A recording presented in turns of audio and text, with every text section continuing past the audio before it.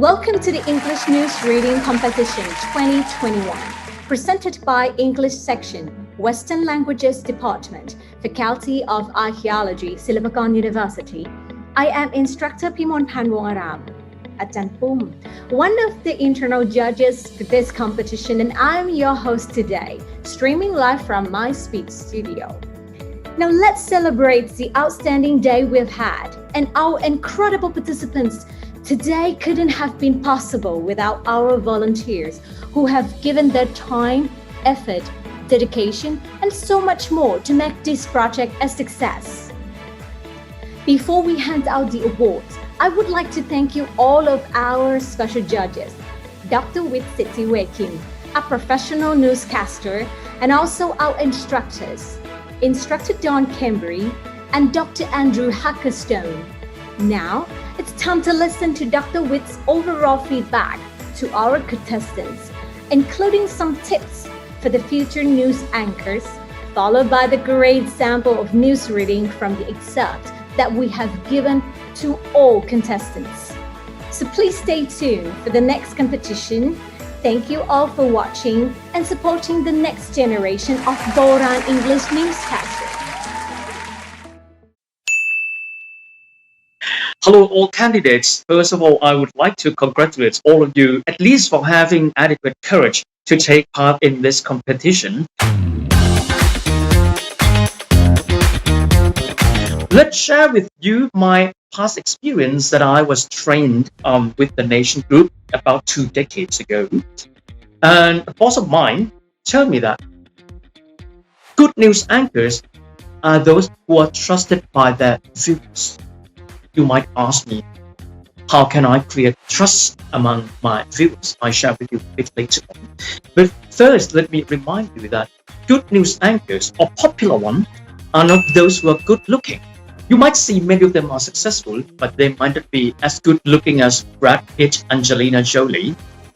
But they have charm, and they can create trust. That's the important thing. And presenting news is not simply that you can read the news impeccably with no grammatical mistakes. No. Reading news, if it is impeccable, that's good. If it doesn't contain any grammatical mistakes, that's fine. But much more important, if you want to create trust among your viewers, you need to understand thoroughly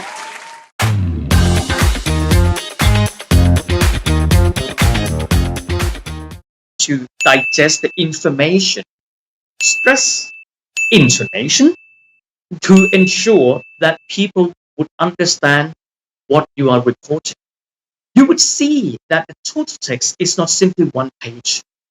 It can be broken into 4 or 5 different key messages. Wow. Importance and the tonality to ensure that people will stay tuned with you in 5 different key messages. The incident itself, previous incidents, and then the statistics, cases, and then political standpoints. You will be able to continuously impress and excite your viewers. If you can't excite them, if you can't wake them up constantly, you will lose their trust. Understanding, ability to understand the piece of news that you read is the key. Instead of reading, and then full stop, and then say thank you. Unspoken words between the lines matters.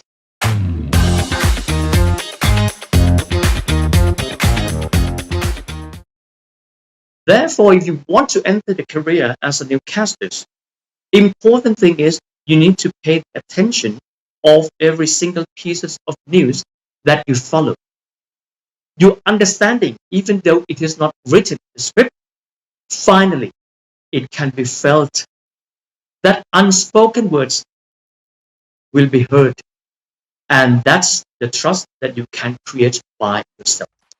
I really hope that my recommendation is useful, and I hope to see you again in person after the pandemic COVID-19. Thank you very much.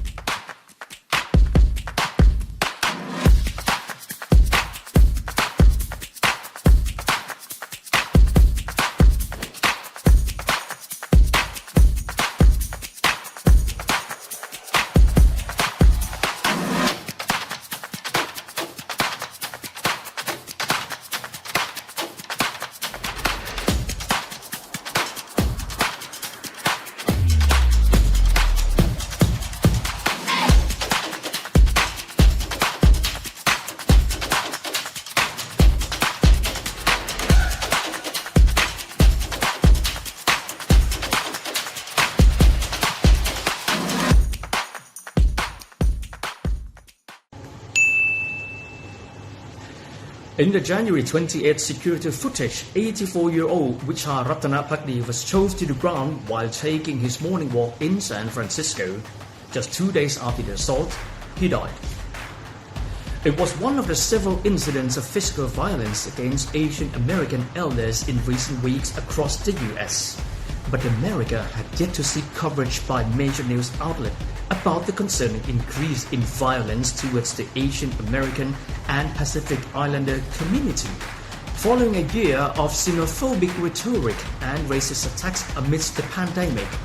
In response, Amanda Nguyen made an Instagram video where she implored her viewers to speak about Ratanapakdi's death, as well as the assault on 64-year-old Vietnamese grandmother who was assaulted and robbed in San Jose, California, and the attack on the 61-year-old Filipino man whose face was slashed with a box cutter on a New York City subway. Nguyen's video went viral as more reports of violent attacks and robberies emerged, including one of the 91-year-old man who was caught on camera being thrown to the ground in Oakland, Chinatown, where there have been upwards of 20 violent attacks and robberies reported since January. Since the start of the pandemic last spring, Asian Americans have faced racist violence at a much higher rate than previous years. The New York Police Department reported that hate crimes motivated by anti-Asian sentiment jumped 1,900% in New York City in 2020. Stop AAPI Hate, a reporting database created at the beginning of the pandemic as a response to the increase in racial violence, received 2,808 reports of anti-Asian discrimination between March 19 and December 31, 2020. The violence has continued into 2021, and President Joe Biden signed an executive order denouncing anti-Asian discrimination shortly after taking office in January.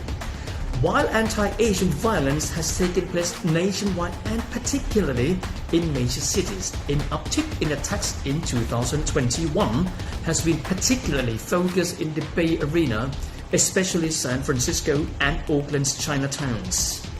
Many attribute the 2020 uptick to the xenophobic rhetoric of Biden's predecessor, former President Trump, repeatedly referred to the COVID-19 as the China virus, blaming the country for the pandemic.